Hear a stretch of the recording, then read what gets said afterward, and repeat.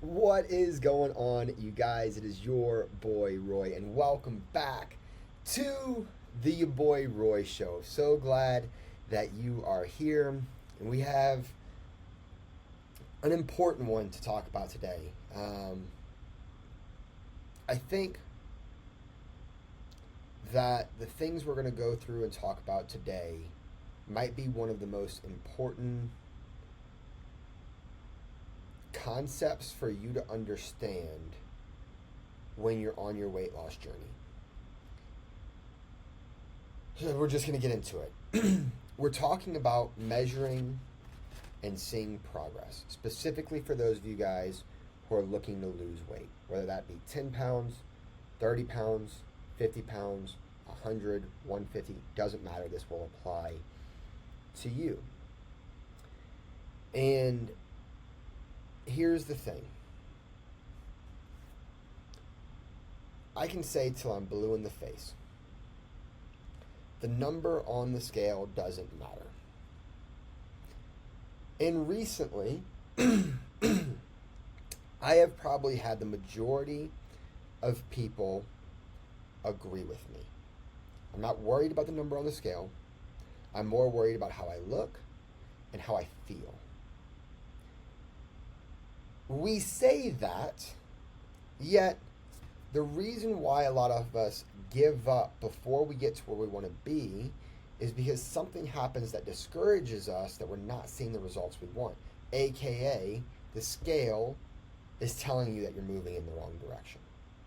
Regardless of how you look, regardless of how you feel, and regardless if you know you're putting in the work or not. Which is wild to me. But let's break this down because it needs to be said. We're going to talk about the different ways that the scale fluctuates, different kinds of scales, what you should trust, what you shouldn't trust, and how to measure this progress to know that even if the scale says something that you don't want to see, how do you know?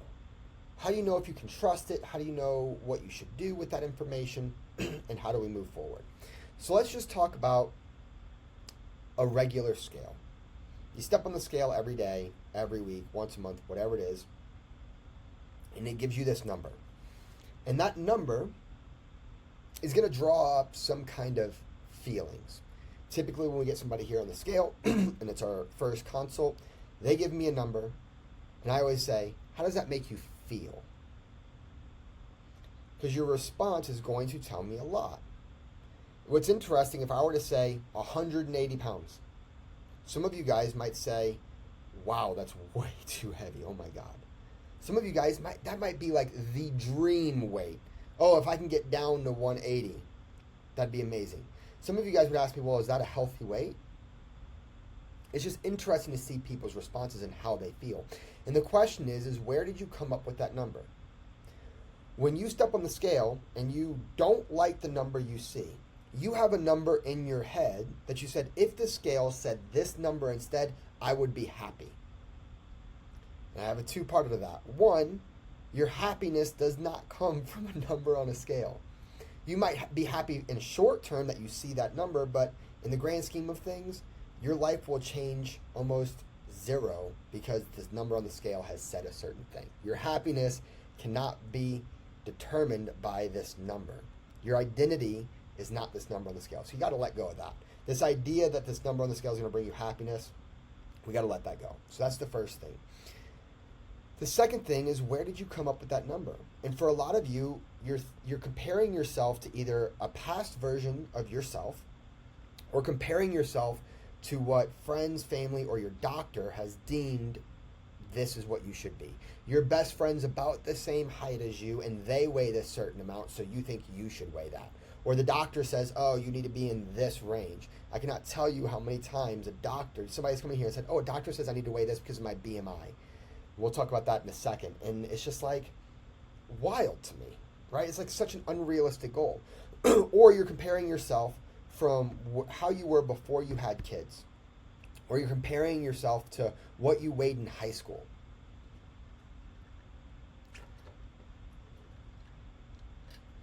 And to me, if you weighed the same you did before you had kids or what you weighed in high school, for most of you, that's probably not even a healthy weight anymore. It maybe, again, a big maybe. I don't know what you were doing before you had kids or when you were in high school, but maybe that was a healthy weight for you when you were in high school. But now you're an adult and things have changed. It might not be the new healthy, happy weight for you. Before you had kids, for a lot of you ladies, not everybody, but for a lot of you ladies, your body has changed. It is now in a position, your hormones have changed and your body has changed because you have literally created life. You have a new body. And maybe the weight you were before you had kids is now not your new, normal, healthy, happy weight. So again, why are you comparing yourself to something that might not even be realistic? And so we get to this number. You're at a number that you're at now, and you're not happy with it. You're trying to figure out what this new goal weight is. And so we start measuring through this scale. And we'll keep this as simple as possible. If you step on the scale and weigh a certain amount, and then you realize, oh, I can actually be lighter if I take my hoodie off or take my jacket off or take my shirt off and then weigh myself. And now the scale is now a pound or two lighter. Does that mean you just lost body fat? No. Does that mean that you lost muscle? No. Does that mean that you lost water weight or food weight? No. You lost clothes weight. You literally took off some clothes. So now the scale is lighter. Does that make you feel better about yourself? Are you happier because you took a hoodie off and now you're lighter? I would hope not. You know why? Because the number on the scale doesn't bring you happiness. I said that earlier, right? But then you realize, oh, I could take a poop. So you go take a poop. And then you step on the scale and now you're another pound or two lighter. Did you lose food weight, muscle weight, water weight, fat weight? No, you lost a poop. Are you happier with yourself now that the scale's a pound lighter? Maybe. Is your life going to be any different because you're a pound lighter? Probably not. You guys already see that we can make the scale fluctuate manually just by doing external things like using the bathroom or taking off our shirt. It's not going to bring you happiness. It's not an accurate representation of the hard work you're doing. We take that a step further. What if you were to eat a cheeseburger and then weigh yourself again? You'd be heavier, wouldn't you? Does that mean that you're not working hard? Does that mean you gained a bunch of body fat? No. You gained some food weight. There's some food in your stomach. Oh. What if you started drinking more water? You realize you haven't been drinking enough water. You buy yourself a nice fancy water bottle. You start drinking more water throughout the day. What's the scale going to do? It's going to go up because what? Is it because you gained a bunch of body fat? No. It's because you've been drinking water. Can we all agree that drinking water is healthy? So you're telling me that if you drink water and the scale goes up, does that make you more unhealthy? So you're telling me that the scale can go up and you could be healthier? Interesting. Okay. Let's take this to an extreme. If the goal is really to lose weight, what if you just don't eat and don't drink any water? Don't eat any more food and don't drink any more water. What would the scale do? It would go down. Probably a lot. The more days you do that in a row. Would you feel better? Definitely not. Would you have more energy? Definitely not. Would you look better? Probably not. Would you lose the right kind of weight? Maybe a little bit. Probably a lot of the wrong weight. You're going to lose water weight and you're going to lose food weight. Just like taking off your shirt or taking a poop, not drinking water, not eating food isn't the answer to making the scale down. Because guess what? I'm going to say it again. The scale doesn't tell the whole story. There's plenty of situations where the scale can go up and you're actually doing the right things and being healthier for your long-term progress. Okay? So the scale is probably going to be heavier at the end of the day versus the morning. Why? Because you've probably been eating food and drinking water. It'll probably be lighter once you wake up because you've been technically fasting while you've been sleeping. You haven't been eating any food. You haven't been drinking any water or any fluids. You use the bathroom right when you wake up, so you've emptied out the food that you've been digesting. You'll probably be your lightest at that time. Cool? So, sleep makes a big impact. If you sleep longer, you'll weigh lighter. If you sleep less, you'll probably weigh heavier. If you're stressed out like crazy, you'll probably weigh more. If you're nice and zen and you've meditated or whatever the case is and your stress hormones are a little lower, you'll probably weigh a little lighter. Those things make an impact. How much food you're eating, how much water you're drinking makes an impact. Ladies, you might need to hear this, but your period will make a huge impact. The most weight I've seen a lady gain during her period was double digits, 11 to 12 pounds.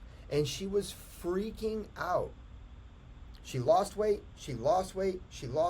started her period, gained 12 pounds. She started telling me that the program doesn't work and this and that. And I'm like, listen, it's going to be okay. Just follow the program, keep doing it. A week later, done with her period, it looked like she lost 14 pounds in a week. I know the emotions are high, your hormones are all out of whack during your period, but just take a deep breath, okay? You're going to make it through it. I've never had somebody that stays on program during their period and just gains a bunch of body fat and the weight stays around after their period, okay? And then working out. I see this happen a lot, is that you start working out, you start going hard, and the scale goes up. Well, it's probably because your muscles are sore and you're retaining fluid and you're trying to recover. And that fluid retention, trying to recover your muscles and recover from your workouts, is going to make the scale go up.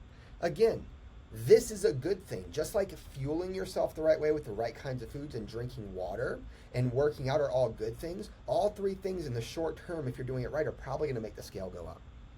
And a lot of people say, I'm not worried about the number on the scale. But they start working out, they start drinking more water, they start eating more protein, and then the scale goes up. Even though they're feeling better, they have more energy, their confidence is going up, and their clothes are fitting better, the number on the scale goes up, and then they want to throw it all away. Even though you told me you're not worried about the number on the scale.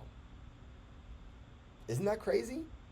And if you just keep doing it, then eventually your body will start to get optimized to this new baseline, this new lifestyle, and the scale will start to come down. In the long term, when you're losing the right kind of weight. Again, we have to have this mindset of what problem are we trying to solve? Are we trying to burn fat and build muscle, or are we trying to lose weight? Because if you really just want to lose weight, there's no point in listening to this podcast. Just don't eat for 3 days and you will lose weight. The goal is to lose the right kind of weight and make sure it's sustainable so it lasts long term, a lifestyle change. Okay, so that's the number on the scale, which is for most of you guys. That's the thing you just have to overcome. You have to just separate yourself. It is a way of measuring progress, but it is not the end-all be-all, and it is not the most accurate way of tracking your progress, okay? So the next thing, and this kind of brought me to wanting to do this podcast, is doing some kind of measurement that measures your weight, but also measures your body fat percentage and your lean muscle mass. These are becoming more readily available.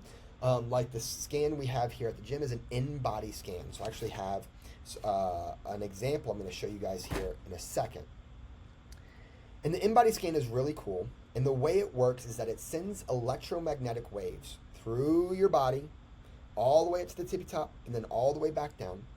And that's why it asks you how tall you are. Based on how tall you are and how much you weigh, it's going to determine how long should it take for these waves to go from one place to the next. And it will travel fastest through water, pretty fast through muscle, and muscle is primarily water, and it's going to travel slower through fat. So if the waves take a really long time to get from point A to point B, it's going to determine you have more body fat. If they go really fast, it's going to determine you're more hydrated, you have more muscle, and you're going to come out as leaner. Okay? That's how, in a nutshell, these machines typically work. Now, this is what's interesting about all this.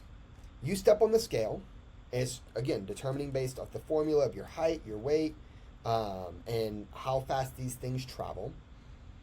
So if you're heavier one day or lighter one day, it might affect the scale. No different than a regular scale. But I had 2 instances this week where somebody was doing one of these forms of measurement, and it said that they lost muscle and they gained body fat and their weight was up a little bit. And so this really messes with us mentally. It really messes with us because, okay, I'm not just worried about the number on the scale, Roy. Like I told you, I'm not worried about that. But this is saying that I'm losing muscle and gaining body fat. Ugh, what am I going to do? What am I doing wrong? All right? So let's look at the bigger picture of how this works and the things that could affect it. Because just like the regular scale, there's things that could fluctuate this scale as well. All right? There's a couple things that I noticed that if you have like an in-body scanner or something that you just stand on and tells you your body fat percentage, these are the things that I realize affect it. The big one is hydration. Are you hydrated? Okay? If you're hydrated, typically it'll come out showing that you're leaner with less body fat and more muscle mass. Okay, so that's the first one. Usually when typically people start drinking more water, they're more hydrated on a regular basis, it'll show improvement. Number 2, when you start working out, if you weren't working out before and now you are working out, almost always, I said almost because it's not for everybody, everybody's different, but typically when you're just start working out, that's a new stimulus, a new stress in your body. At first, this scale is going to say that you've gone down in muscle and up in body fat. There could be a lot of reasons for that, okay? But that's typically what we see. In the example I want to give you, we actually had one of our members who were doing this experiment because we always tell people that you need to weigh in before you work out. And so he weighed in before his workout, he did his thing, and it gave him his weight, it gave him his body fat, and it gave him his lean muscle mass. Worked out for the hour of class, and then he stepped back on the scale, and we just wanted to see what would happen. After an hour workout, it looked like he gained 2-3% body fat and lost like a pound of muscle. Do you really think he gained 3 pounds of body fat and lost a pound of muscle or whatever I said in 1 hour while working out? Absolutely not. Okay?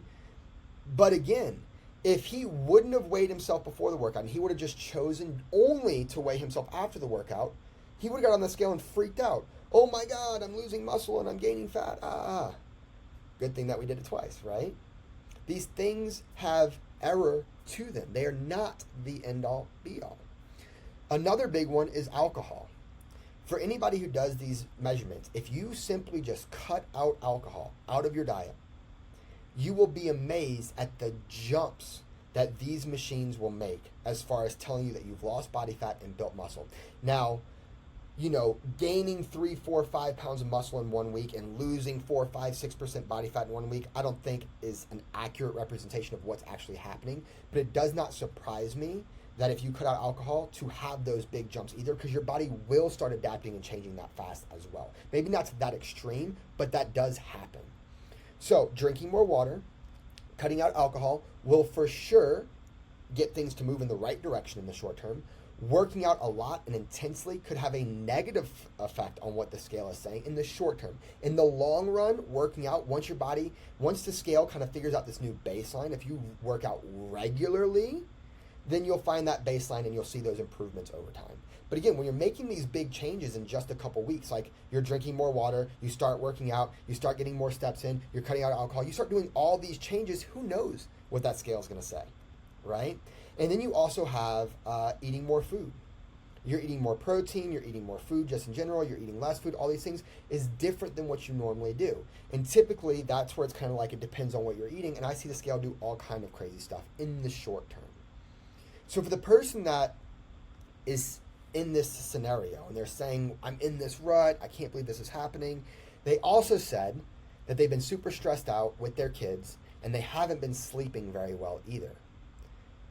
Again, the more you sleep, even on a regular scale, the lighter that scale is going to be.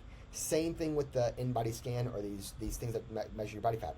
Getting better sleep isn't just going to make the scan be better, but also looking statistically and at peer-reviewed studies, it is shown that people who get adequate amount of sleep are more likely to lose the right kind of weight and see long-term success. If you're not getting good sleep, you're more likely to put body fat percentage on. And this person that sent in this question is struggling with their sleep. So if you weren't struggling with your sleep and now you are struggling with your sleep, it's no question that, are you putting on body fat? It's possible. But is it possible also that the scale is just, there's just been some changes recently and it's just saying that there's more body fat without there actually being more body fat? Absolutely. Just like, no different than the person who weighed in, then worked out, then weighed in again. Huge changes, but I promise you, you didn't just gain 3% body fat over a 1 hour workout. Okay? Maybe if you were sleeping really good, maybe that would have said less body fat. Does that mean, right? Like, I guess the point I'm trying to make to you guys is that you have to stop giving so much weight to what the number says. It's not always accurate. And so I will put this up. If you guys are watching on YouTube, I'll take a picture of this and I'll put it up there so you can see it clearly. But I did an in-body scan. Okay? And if you look at where I've circled, okay, you can see that my muscle mass is the number in the middle, went from 80.2 down to 77.6. All right? I lost almost 3 pounds of muscle between these weigh-ins. If you go down at my body fat percentage, I went from 14.2% body fat up to 15.2. So this is not my favorite weigh-in. And again, when I did this weigh-in, I was like, man, I'm feeling pretty good. Like, I've been seeing progress every single week. Nothing's really changed. Like, what's going on? So this just doesn't feel right. So I sat in my office, drank some water, ate a protein bar, did some work for an hour. I said, you know what? Let me just see. I stepped back on the scale an hour later and look at the second circle. In 1 hour difference, I went from 77.6 pounds of muscle to 79.4 pounds of muscle. I went from 15.2% body fat to 13.6, a new all-time low on body fat in a long time. Okay? Wow, this is a good in-body scan for me. But look at the dates at the bottom. Literally, not lying, it's 1 hour and 7 minutes apart. Do you really think I lost 1.6% body fat and gained almost 2 pounds of muscle in 1 hour sitting on my computer doing work? The difference was I ate some food and I drank some water. Again, if I put my identity in what this scale is telling me, I would have saw that one weigh-in and been like, this is freaking stupid. Why am I working out so hard? Why am I following this nutrition plan? Why am I even doing this? This is so dumb. And I probably would have given up. No point in doing the work if the numbers, if the scale's not telling me I'm moving in the right direction. But thankfully, I don't put my identity in these numbers. It's just a measuring tool. Okay, it's just 1 week. It's just one bad weigh-in. What can I do better? Okay? Let me play game like this. I think this is such a mindset shift. Let me play game that this first weigh-in I did is accurate. Maybe I did lose 2.6 pounds of muscle. Maybe I did gain 1% body fat. So what? Giving up isn't going to make me move in the right direction. What if instead I said, what do I need to do better? Maybe I could drink more water. Maybe I'm not sleeping enough. Maybe I got to focus some more on my sleep. Maybe I'm not eating enough protein. Is there something that I can improve to get this moving in the right direction? And if I just made those improvements and then weighed in again next week, not only would I have realized that that one weigh-in was just an outlier, it wasn't accurate, but I'd probably see even more progress because I made those improvements. Do you guys see the mindset shift here? One says, my identity is in what the scale says, and if it says that it's bad, I want to give up. The other mindset is, doesn't really matter what the scale says. If it's good, great. If it's bad, whatever. Okay, I'm still going to keep doing what I know I'm supposed to be doing. The third scenario is, if it's good, I'm going to keep pushing harder because I want to keep seeing results. And if it's bad, it's only going to make me work harder to figure out what I need to do to make sure it's moving in the right direction, even if it is maybe an outlier. A lot of you guys are in that first mindset of you put so much weight into what these numbers say, regardless if it's good or bad. Maybe you're not doing the things you need to be doing, and that's why the scale said what it said, and you got to start fixing some stuff.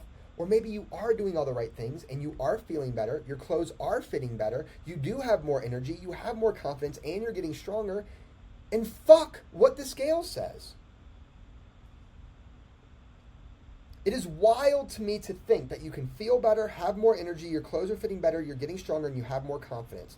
and you are on cloud 9 feeling good and so proud of yourself, and then you can step on the scale and it spits out some numbers that might not even be accurate, and then all of a sudden it changes your mood and your approach to fitness. Isn't that wild? So I share these scenarios and these examples with you because, again, we're looking at this over the course of the next year, not what happens on a week-to-week basis. Every single one of my trainers that come here at Rough, myself included, and what I try to teach you guys is that a coach will not get a weigh-in from you and have one bad weigh-in and then change your workouts and change your macros and change this and change that. That's the old way of thinking.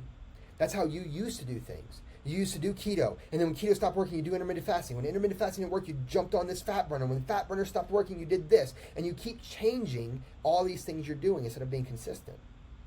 And 9 times out of 10, people come to me with a bad weigh-in, and I said, hey, have you been doing all the things you're supposed to be doing? Yes, I'm working out every day. Are you tracking everything you're eating? Yes. Are you weighing everything you're eating? Yes. Are you getting enough sleep? Yes. Sweet, you're doing everything right. Are you feeling good in your workouts? Yeah, I feel like I'm getting stronger. Sweet, don't change anything. And then next week might be another bad weigh-in. Oh my God, Roy, I can't believe it's a bad weigh-in. Just keep doing what you're doing. If you really are doing everything you're supposed to, just keep doing what you're doing.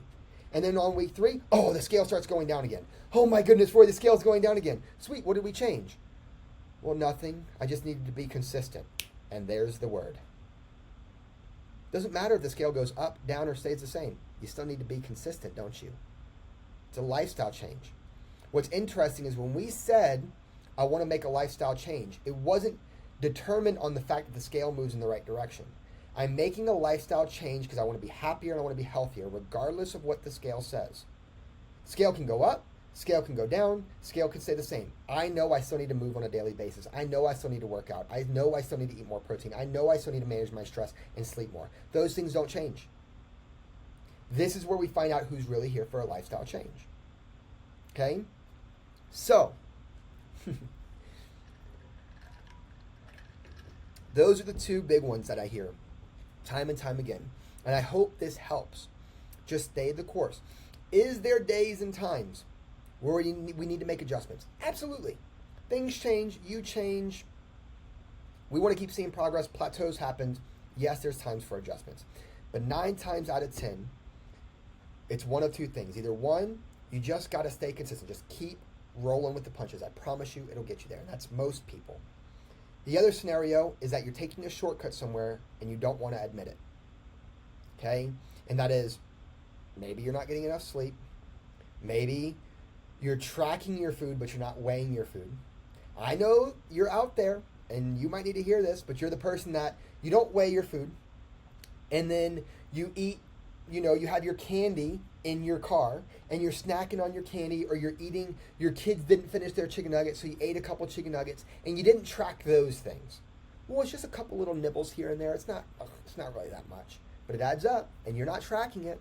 You're not weighing your food. Or you're getting to the end of the day and you're realizing, oh, I didn't eat enough protein and I went over my calories. So then you go back and you're like, well, did I really eat like 6 ounces of chicken? Maybe I had 7 ounces of chicken. And did I really have a whole cup of rice? Maybe I had like 3/4 of a cup of rice. And you start adjusting things to make yourself feel better. I don't know who needs to hear it, but I know you're out there. That you take these shortcuts and then you wonder why the scale doesn't say what you want it to say. So scenario 1 is that you're doing everything right and you just got to stay the course.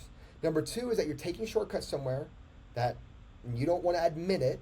You got to look deep for this one. This is a hard one because most people aren't self-reflective enough to know the mistakes that they're making and they're trying to avoid certain things. Or 3, maybe the scale is just an outlier. Maybe this time around you're on your period. Maybe you didn't sleep good last night. Maybe you're not as hydrated and the scale is just saying something weird this one time and that's okay. So I guess there's 3 things. But in any single one of those scenarios, at no point does stopping your workouts or stop tracking your food or stop eating your protein or stop trying to prioritize your sleep and manage your stress ever get you closer to where you want to be. Giving up, stopping is not the option. And you know that. You know it. Okay? And then finally, I'll leave you with this. A lot of the times, or I'll say this because I said this at the summary event when we did it. It's always going to take longer and be harder than you think. We set these goals because we want to lose 10, 20, 50, 100 pounds. And 9 times out of 10, people think it's going to happen faster than it really is. And they think it's going to be easier than it really is. And I feel like we compare this journey that you're on right now, being a part of Rough and doing things the right way, and this being a long-term transformation, to all the short-term transformations you've done in the past. Meaning, you do keto, you lose 5 pounds in a week. You do intermittent fasting, you do vegan, you do carnivore, you lose 20 pounds in a month. But it never lasts, it never sticks, and it's never the right kind of weight. You do Rough, you start eating more protein to fuel yourself, you start drinking more water, and you start working out more. In the first couple weeks, these scales go crazy, start going up, and all these things happen, and you're like, and you're not used to it. What if what you're going through is just normal? What if the scale was supposed to go up a pound the first week, another pound the second week, down 5 pounds the third week, and then up again the next week, and then up again the next week, and then down 5? What if that was normal? What if it was normal to see the scale go up first, and then you have big losses, and then the scale goes up, and then have big losses? What if it was normal to gain 10 pounds before you could lose 20 pounds? I'm not saying that is how it's supposed to be. What I'm saying is that would shift your mindset, wouldn't? If you're like, okay, it's the first month of my program, and I'm probably going to gain 10 pounds. If you only gain 3 pounds, you'd be like, oh my God, I was supposed to gain 10 and I only gained 3. Hallelujah. It'd be a different mindset shift, wouldn't it? What if you expected to get on the scale and say, I know I'm doing everything right. I know that I'm sore. I know that I'm fueling myself right. So the scale's probably going to say that I go up in body fat this week just because of all these changes that I'm making. And that's okay because it's just supposed to say that. And then you get on the scale and you thought you were going to go up 3% body fat and you only went up 1%. You'd be so happy. Sometimes we have these expectations in our head from past things that we've done of how it's quote unquote supposed to be when those things are unrealistic. Could you imagine trying to step on the scale thinking you're going to gain 5 pounds of body fat, or let's say you're going to gain 3% body fat and you lost 1% body fat? How much more happier would you be? If you step on the scale and you think you're going to lose 3% body fat and you only lost 1% body fat, you'd be kind of upset. I wanted to lose 3, but I only lost 1. Sometimes that mindset shift can help. The number on the scale doesn't matter. It's probably going to go up. Is what it is. I'm going to keep doing what I need to be doing. Okay? That is the mindset shift we have to have. I just thought of that example because we were at our competition 2 weeks ago, and we had Kerry and Molly were a team that we sent to their competition. And they called out 3rd place. They called out 2nd place. And everybody's just thinking like, okay, it was our first competition. We didn't place. And they ended up calling their name and they won the whole competition. They were so excited. More excited because they didn't even think they got on the podium and they got 1st place. You guys, what if what you're going through right now, because you're doing things the right way, is what everybody experiences? The majority of people, when you start eating more protein, drinking more water, and working out, when you add those stimuluses that are new to your system, typically the scale goes up. A lot of times that first weigh in the body fat percentage might go up, and it might show that the muscle's going down. It's not an uncommon thing. So when you have that expectation and then that happens, you say, okay, this is normal. If there is anything that I'm taking shortcuts on, let's fix it. But I'm just going to stay the course. And I promise you, if you are doing all the right things, it just takes time, and eventually the scale will say what it needs to say. Is that fair? Cool. Glad we can get through that together. It's just a mindset shift. I promise you, and you know it too. Get out of your own head. You know that working out and eating right is the right thing to do. Keep doing it. Don't give up. I appreciate you guys. Thanks for coming to my TED Talk. I don't know if I'm allowed to say that on this podcast because it's not a TED Talk. But anyways, thanks for coming, hang out with me. I hope this helped. If you ever have any questions, please don't hesitate to ask. And please, please, please share this show because you do not realize how many people need to hear what I just said.